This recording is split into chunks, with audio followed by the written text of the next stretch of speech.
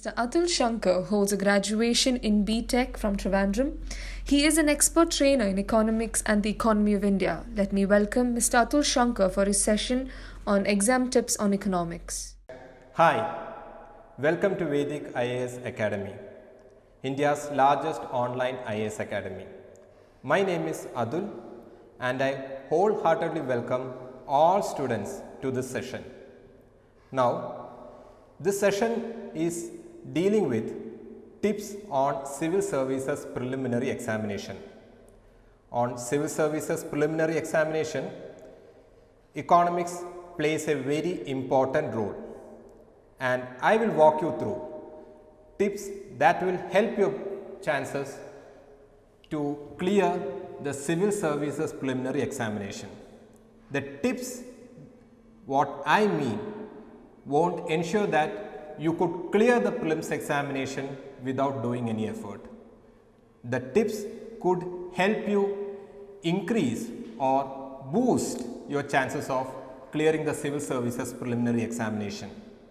So, once again, I welcome all of you to this session. Now, let me go through the preliminary syllabus. Economic and social development, sustainable development, poverty, inclusion, demographics, social sector initiatives, etc. Though the syllabus itself is only in 1 or 2 lines, the topics that are covered is huge.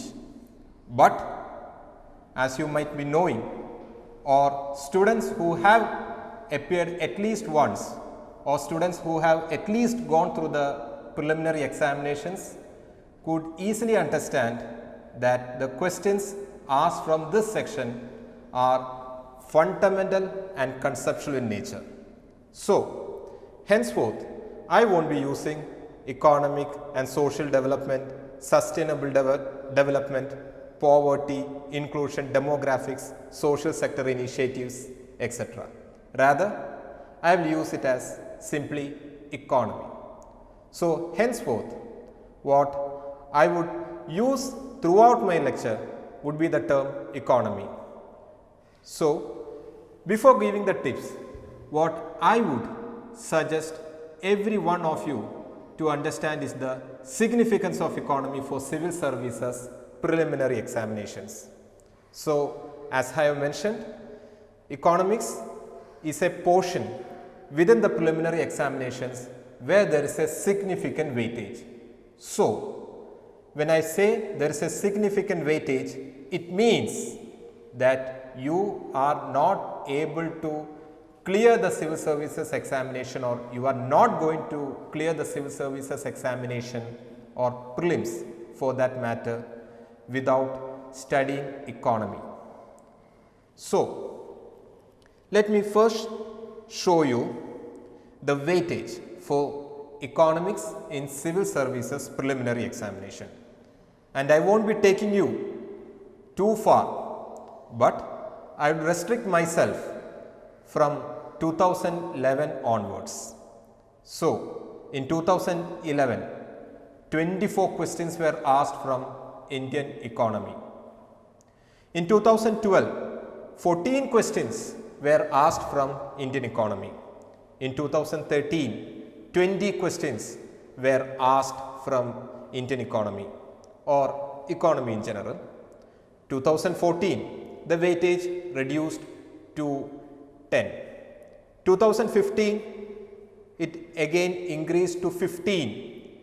2016, the weightage increased to 22. 2017, 18 questions. Remained the same for 2018, 18 questions. And in the recent 2019 Civil Services Preliminary Examination, 22 questions were asked from Indian economy or economy in general. So, I don't think I need to further elaborate regarding how important this topic is. Now, as you might have seen that in the very recent 2019 Civil Services Preliminary Examination, 22 questions were asked. So it means that almost 20% of questions were asked from economy only, 20%. So if you don't give sufficient effort to this economy topic as a whole, you won't be able to clear the civil services preliminary examination for sure. But there are tips, there are ways that could help you deal with this topic, and that would help you boost the chances of clearing the civil services preliminary examination. So I will walk you through. So as this slide shows, I am not using this technical words economy and social development, sustainable development, poverty inclusion, demographics, social sector initiatives, etc. I know that most of the students could be appearing for the civil services preliminary examination maybe for this year. I know there are students who have appeared for civil services preliminary examinations in the previous year too. So I will reword it. So what I would use is salient features of Indian economy. Salient features of Indian economy would include planning, 5-year plans, Niti Aayog, pre-reforms, post-reforms, what is the composition of primary sector, secondary sector, tertiary sector. So these are what we call as, or what I would call as, salient features of Indian economy.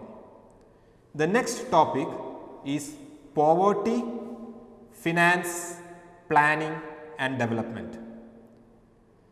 I will explain it in detail, and I will definitely show some questions from which you will get an idea what these topics deal with. Then the 3 other topics are easy and simple to understand: primary sector, secondary sector and tertiary sector. Then let me show the weightage split up. So you must have seen that 24 questions were asked from 2011 civil services preliminary examination. Out of this 24 questions, 7 questions were asked from salient features of Indian economy. 15 questions, I am repeating, 15 questions were asked from the poverty, finance and development. 2 questions were asked from primary, and no questions were asked from the secondary sector and tertiary sector. So I hope you got some idea regarding the weightage split up. But let us see whether this pattern is repeating or not. So I will go through the questions from 2012 with regard to economy. In 2012, only 2 questions were asked from salient features of Indian economy. So salient features of Indian economy would include planning, planning in pre-reform period, planning in post-reform period, 5-year plans, Niti Aayog, policy resolution. So these are static topics. Only 2 questions were asked. So I will be discussing in detail regarding what is the pros and cons, or what is the nature of the salient features of Indian economy. How should we study it? What are the difficulties faced by the students, and what are the opportunities for the students?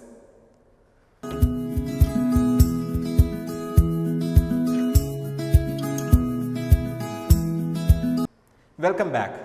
So we were discussing the weightage split up for the civil services preliminary examination 2012.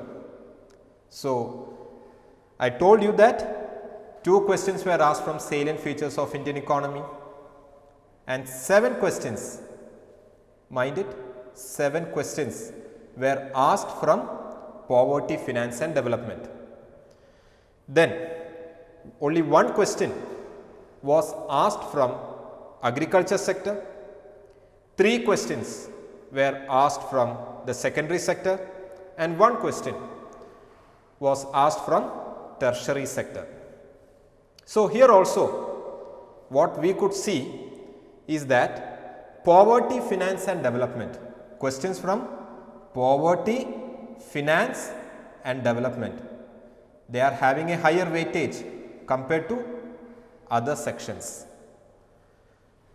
Then in Civil Services Preliminary Examination 2013, 6 questions were asked from salient features of Indian economy. 6 questions were asked from poverty, finance and development. No questions this time was asked from agriculture, 3 questions from secondary sector, and surprisingly 5 questions from tertiary sector. For 2014, we could only see 2 questions from salient features of Indian economy, but almost twice, that is 4 questions were asked from poverty, finance and development. 1 each question were asked from primary and secondary sector, and 2 questions were asked from tertiary sector. So, I will do one thing, I will not be discussing through 2016 or 2017 or 2018, we will skip and we will come to 2019. So, in 2019, I told you 22 questions, right? 22 questions were asked from economy alone out of 100 questions, and 5 questions were asked from salient features of Indian economy. 13 questions were asked from poverty, finance and development, and 2 questions were asked from agriculture. 1 question from secondary and 1 question from tertiary sector. So, I hope you understand or you understood the significance of the discussion we had. In short, we could say you should never ever skip poverty, finance and development. Then you should never skip salient features of Indian economy, primary sector, secondary sector and tertiary sector. These are the topics you could afford to skip, but I won't suggest it. So, I will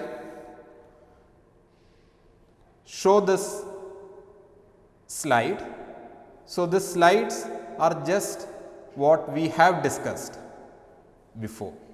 So, I will be moving to the next slide. So, this is a sample question from 2014.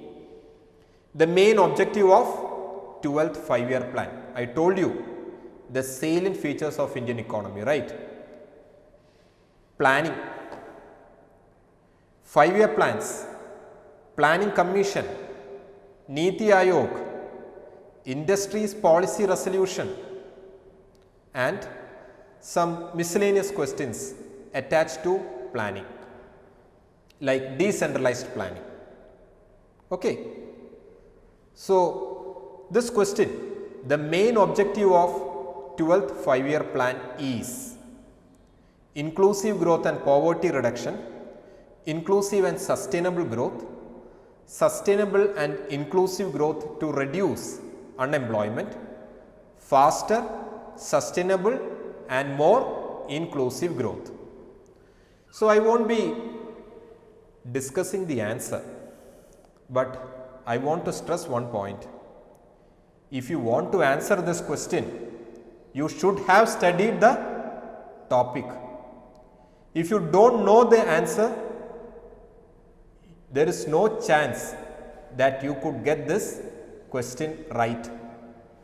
If a person who has skipped the salient features of Indian economy, there is no chance. So, what I would suggest is, in this portion, salient features of Indian economy, the concept should be clear. Your study plan should be thorough, right?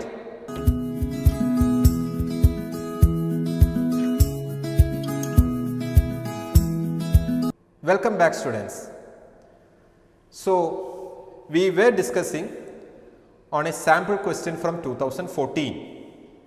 So, that question was from salient features of Indian economy, and it was a question from planning. So, what I told was, you have to be clear about all the features or all the topics from salient features of Indian economy. There is no chance you could guess it and get it right, means 100%, right. There is no chance you could use your, what I would say, common sense to get this question right. Now, the second sample question, this is from demographic dividend. India is regarded as a country with demographic dividend. This is due to, it's a question from 2011. So, these are some of the miscellaneous topics associated with salient features of Indian economy, like demographic dividend, population, right, population, then agriculture, relating to agriculture in sense that not primary sector, but there are certain, what you say, topics associated with agriculture that are part of Indian economy, like green revolution. Clear? So, these are miscellaneous topics from salient features of Indian economy. Now, I won't be, what I would suggest is, like, I will read the question first, then we can actually have a discussion. Why I put this question, and I will discuss the answer. India is regarded as a country with demographic dividend. This is due to its high population in the age group below 15 years, its high population in the age group of 15 to 64 years, its high population in the age group of above 65 years, and its high population. So, what is demographic dividend? As I have discussed before, right, you have to know what is demographic dividend. If you haven't heard about demographic dividend, there is no chance that you could answer this question with 100% surety. Even if you have heard demographic dividend, you should have known what is demographic dividend. Only then you could have got this question right. Clear? Now, the second point is why this question was asked in 2011. Because in the Union Budget 2011, the then Prime Minister Dr. Manmohan Singh, during his budget discussion, discussed about this term demographic dividend. But now this word is very popular among civil service aspirants. But in 2011, many civil service aspirants failed to get this question right. So, what I would suggest is, you should be opening your eyes, or you should keep your eyes open to events related to Indian economy. Clear? Now, in 2013, again a question related to demographic dividend was asked. To obtain full benefits of demographic dividend, what should India do? This question was asked from 2013. A. Promoting skill development. B. Introducing more social security schemes. C. Reducing infant mortality rate. D. Privatization of higher education. So, I would first define what is demographic dividend. Demographic dividend is an opportunity that would be available for nations with a higher proportion of youthful population. So, what do you mean by youthful population? A higher proportion of working age population to non-working age population.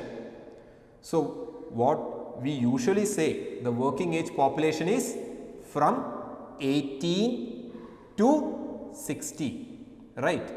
But in this question, the most appropriate answer would be B. I won't say that B is correct. No, B is not correct in an exact sense. But loosely we could say that, or the most appropriate would be the high population in the age group of 15 to 64, right? And the second question is the 2013. To obtain full benefits of demographic dividend, what should India do?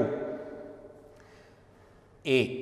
Promoting skill development, right?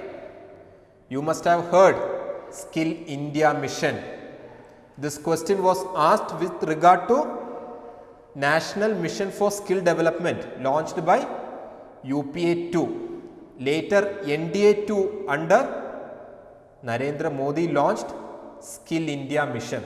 Now, demographic dividend is a word which is very popular among civil service aspirants, right? Okay. Now, I will walk you through a different sample question. A rise in the general level of prices may be caused by, this question appeared in 2013. This question was from 2013, almost 6 years back. So, here this question is from poverty, finance and development loosely, or what I would say is this question is from finance. More specifically, an increase in money supply, is it called? Would that lead to a rise in general level of prices? Let us see. Let us see each option and then we could find the answer, or let us go through all the options and see what is the right answer. An increase in money supply. So, when you increase the money supply, what would happen? When supply of any commodity is increased, its value decreases. When its value decreases, the goods against which it is transacted increases. Clear? So, when money supply is increased, there would be a general rise in the level of prices of goods and services. Option 1 is true. So, we will go through the option or answer options A, B, C, D. We can straight away eliminate option C because we know option 1 is true. But in option C, in answer option C, 1 is missing, only 2 and 3 is there. So, I am going to eliminate option C. A decrease in aggregate level of output. A decrease in aggregate level of output. We know that when the supply is reduced, the price of a product increases. When a supply is reduced, the price of a product increases. So, option 2 is also true. So, I am looking for an option where there is both 1 and 2. So, I can straight away eliminate A, 1 only. So, I am left with B and D, 1 and 2 only, 1, 2 and 3. Now, I will see whether 3 is true or not. An increase in effective demand.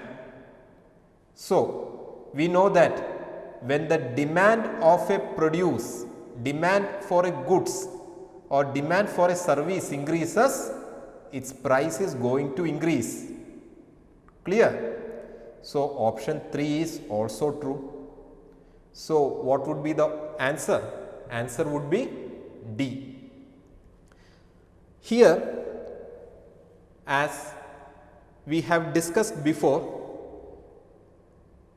what my observation is, we can find out the answer using elimination method, using our common sense. But this is not applicable to all the questions that would come from poverty, finance and development.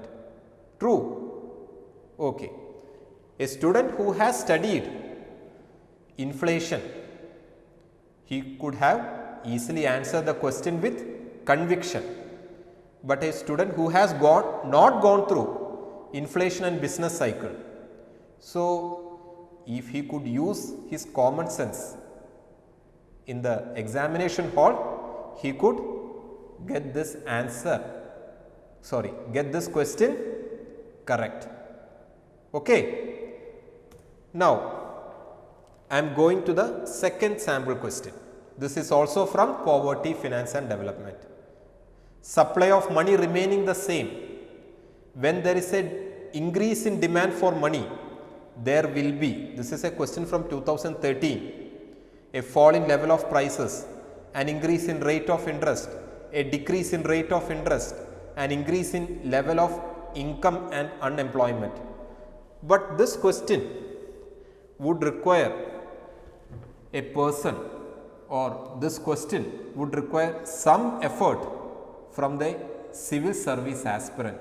Otherwise, I don't think he would be able to answer this question, because this question is not from or not asked at a surface level. He has to understand what do you mean by the supply of money, or what do you mean by the rate of interest. How does supply of money affects the rate of interest? How do supply of money increase or decrease the level of income, or how do supply of money increase or decrease the level of unemployment or employment for that matter? So, what I am trying to say is, we could answer some questions using our common sense too, but this do not apply every time. So, this is an example, right? Which one of the, then I am going to the next question. We are not going to, what you say, discuss the questions. Rather, we are just going through the questions. We are going through how or where or when this question has come, why this question has come. Okay. So, we are trying to make this session as brief as possible. The next sample question is, which one of the following is likely to be the most inflationary in its effect? The question is from 2013 and the answer is D, creating new money to finance a budget deficit. So, there are other three options too: repayment of public debt, borrowing from public to finance a budget deficit, borrowing from banks to finance a budget deficit. What does this mean? It all means that the level of knowledge that an aspirant requires is different, even though all the three questions that we discussed came from the same chapter, inflation and business cycle.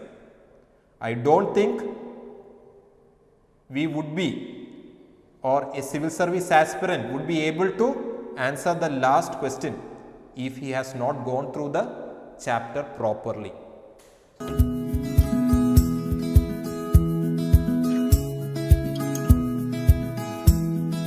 Welcome back once again to Vedic IAS Online Academy. So, we were discussing about the sample questions asked from previous year question paper. So, This is a sample question. I will read the question. With reference to Pradhan Mantri Fasal Bima Yojana, consider the following statements. It is asked from 2016. Under this scheme, farmers will have to pay a uniform premium of 2% for any crop they cultivate in any season of the year.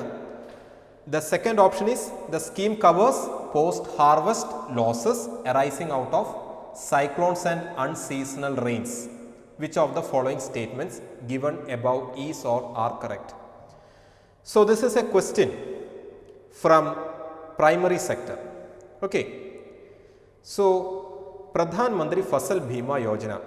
All of you must have heard about Pradhan Mantri Fasal Bima Yojana. Have you gone through the salient features of Pradhan Mantri Fasal Bima Yojana? If a civil service aspirant has gone through Pradhan Mantri Fasal Bima Yojana, he could have answered the question. But there is a catch in it. Let us go through the first statement. Under this scheme, the farmers will have to pay a uniform premium of 2% for any crop they cultivate in any season of the year. Right? So, a uniform premium of 2%. So, the civil service aspirant should have to be specific in understanding the salient features if they are going through the scheme. So, when they are going through the scheme, they should make sure that they are going to sufficient depth. Okay. So, the answer is option 2 only, because it is non-uniform. So, I will share a tip. Usually in civil services preliminary examination, sweeping statements are always wrong. I am just sharing a tip. In civil services preliminary examination, sweeping statements, or what we call as, some people call it as absolute statements, they are, I won't say wrong, they used to be wrong, they often used to be wrong. So, what do you mean by sweeping statement? Uniform premium of 2% for any crop they cultivate in any season of the year. All states of India starts, or all names of all states of India start with the letter K. It is a sweeping statement, right? Similarly, this is also a sweeping statement. So, sweeping statements often used to be wrong. So, even if a student hasn't gone through Pradhan Mantri Fasal Bima Yojana to such depth, he should be able to answer the question. Now, the sample question for secondary sector. In India, in the overall index of industrial production, the indices of 8 core industries have a combined weightage of 37.90%. Which of the following are among the 8 core industries? Cement, fertilizers, natural gas, refinery products, textiles. Select the correct answer using the codes given below.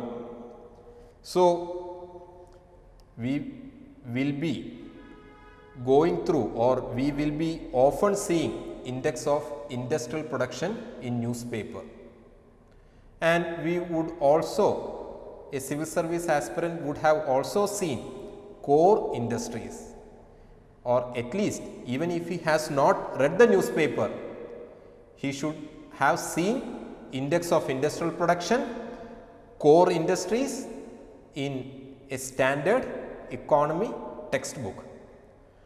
So, 5 industries are given: cement, fertilizers, natural gas, refinery products and textile. Answer is C.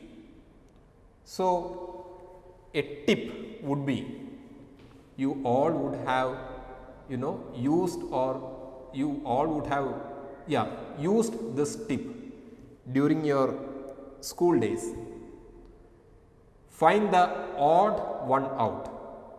Cement, fertilizers, natural gas, refinery products, these are all heavy industries, right?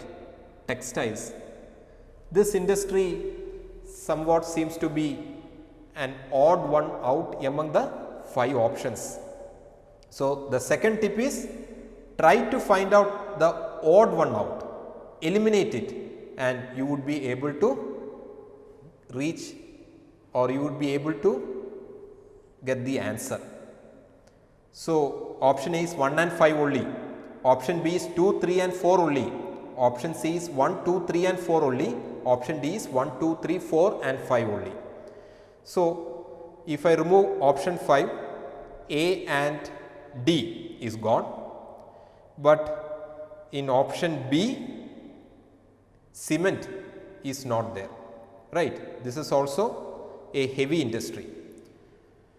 So, that is tip number 2. The first tip is assume that sweeping statements are wrong. The second tip is try to eliminate the odd one out. The next sample question, the term core banking solution is sometimes seen in news. Which one of the following statements best describe or describes this term? I will read the options. It is a networking of a bank's branches which enable customers to operate their accounts from any branch of the bank on its network regardless of where they open their accounts. The second, it is an effort to increase RBI's control over commercial banks through computerization. The third option is it is a detailed procedure by which a bank with huge non-performing asset is taken over by another bank. So, here apart from so called common sense, all of you might have heard the term core banking solution, right? So, the answer is option 1 only. Have you ever heard that Reserve Bank is trying to control the bank through computerization? Is it possible? Does this feel very odd? Right? It feels odd. The third, it is a detailed procedure by which a bank with huge non-performing asset is taken over by another bank. This also sounds odd. So, even if it may not sound odd for some civil service aspirants, so we could at least zero in on 2 options, either A or either C, correct? So, what I would or what I am going to project to you is that if you could eliminate options, if you could reach out to 2 possible options, definitely go for it. I am saying go for it, otherwise you won't be able to clear civil services preliminary examination.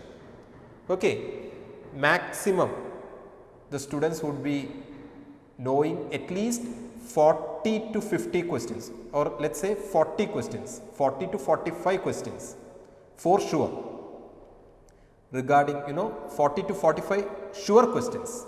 So, that would only give you 90 marks, but the cutoff is 105, around 105. So, to be on the safe side, you have to take chances, and it is better that you take calculated risk. Okay.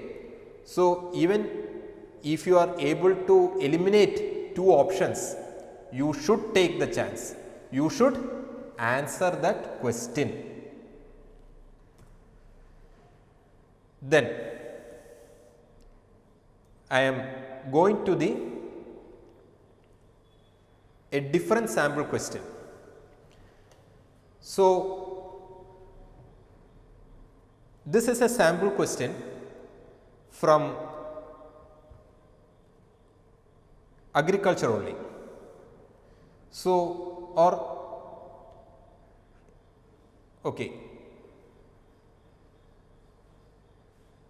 So, I am going to give you some tips regarding primary sector, secondary sector and tertiary sector. One is, from where do these questions come? These questions do come from economic survey only. Usually they would lift the statements directly from the last economic survey and paste it on the question paper. So, I am not saying that it is advisable. It is mandatory for every serious civil service aspirant to go through the economic survey in depth. So, questions from primary sector, secondary sector and tertiary sector, they are mostly asked from economic survey only. Okay. So, what I would suggest is serious civil service aspirants should go through economic survey in depth. This would also help you with other topics as well.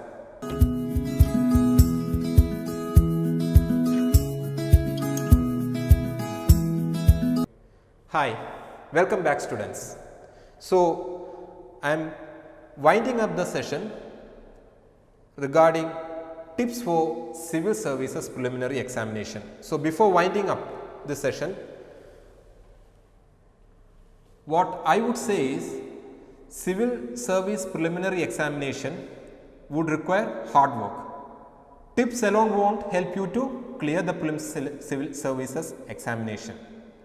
It would only boost chances for clearing the civil services preliminary examination. Now, I will walk you through a sample question. What is or are the facility or facilities the beneficiaries can get from services of business correspondent bank Sati in branchless area? Question came from 2014. It enables beneficiaries to draw their subsidies and social security benefits in their villages. It enables the beneficiaries in rural areas to make deposits and withdrawals. So, a bank Sati, a friend of a customer from the bank, but he is not an employee. So, you must all have seen a bank Sati. Don't you think that he should be in a position to do both these tasks? True. So, what I would suggest is you should also use your life experience to answer questions from civil services. It is not as if they have given a syllabus. It is not as if you would be asked questions from a certain book. No. They will be asking questions in general. They are the UPSC. The UPSC is trying to find whether a candidate is in sync with what is happening around. Okay. So, you should use your life experience to answer this question. So, any candidate who has what you say some kind of life experience would be able to answer this question. He or she should ask that whether these options are true or false, right? Now, the second sample question. In the parlance of financial investment, the term bear denotes. You must have heard of bull. Bear is the opposite of bull. Okay.